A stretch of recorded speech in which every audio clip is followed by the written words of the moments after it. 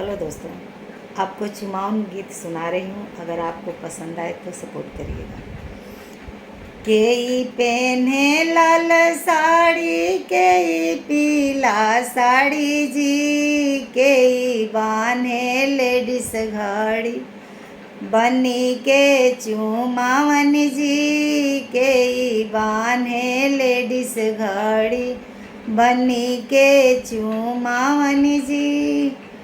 अम्मा पहने लाल साड़ी, चाची पीला साड़ी जी, भाभी बान्हे लेडीज घड़ी बनी के चुमावन जी, भाभी बान्हे लेडीज घड़ी बनी के चुमावन जी। चाची पहने लाल साड़ी, अम्मा पीला साड़ी जी, दीदी बान्हे